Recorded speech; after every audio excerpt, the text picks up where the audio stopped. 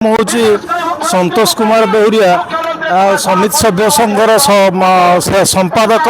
केन्द्रापड़ा जिला तेणु आली ब्लॉक मो आली ब्लॉक समिति सभ्य विगत दिन में ये जो सिस्टमटा रही पंचायत राज व्यवस्था रे जे समिति सभ्य पोस्ट रखा जाए किंतु कौन तार माने नियमावली बा कौन कार्यदक्षता बा तार कौन से माने डायरेक्ट निर्वाचित होइके आसुचंती सरपंच भली डायरेक्ट निर्वाचित लोक मान द्वारा होइके आसुचंती किंतु दुर्भाग्यर विषय से लोकंकर कौन अभियोग बा कथा शुणा पाखे कौन विधि व्यवस्था ना बा से कौन लोकंकर कौन समस्यार समाधान कर पारना याठू दुर्भाग्यजनक कथा किसी न थाई पारे। विगत सरकार समय रे समिति सभ्य परिवार ओडिशा लड़ाई करथिला एवं तार गोटे स्टेप सरकार आगु को जाइए ऑनरारियम वृद्धि करिले एवं जोटा कि आमर सम्मान प्रति हानि है जोटा कि 9500 टंका सरपंच को विगत दिन में 2350 सरपंच 2350 समिति सभ्य थिला बेले ये से सरकार विगत सरकार ताको 9500 और 10,000 करचंती जोटा कि भाइस चेयरमैन मानकर मध्य कौन ऑनरारियम वृद्धि करागला ना जोटा कि बड़ दुर्भाग्यजनक कथा। आमे आज कहूँ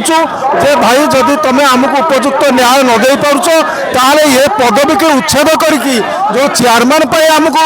रखिंट चेयरमैन टा सीधा सड़क म्युनिसिपालिटी चेयरमैन भाई सीधा सड़क निर्वाचन करो किसी असुविधा नहीं यही कथा आम दाबी कर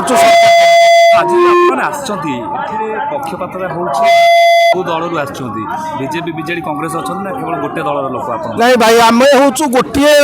दलर लोक सी दल हूँ ओडिशा राज्य समिति परिवार एथिरे दलमत निर्विशेष आम बिना चिन्ह इलेक्ट होमर किसी माने आम आमर समिति सभ्य मानकर कौन चिन्ह न था दलीय चिन्ह न था चिन्ह तो थाए कि दलीय सिंबल हाथ कि शंख कि पद्म एमती किसी न था तेणुक आम आम सिंबल जीतिक आसु तेणुक आम आम सिंबल लड़ीचु एवं आज जो हक पाई आसु आम बाहुबल आम हक पाई आसु आम सरकार को कहूँ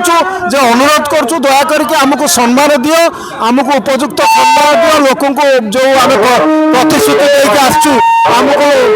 से लोक प्रतिश्रुति पूरण करने किसी अधिकार दियो नतुबा ये पोस्ट को उच्छेद कर आम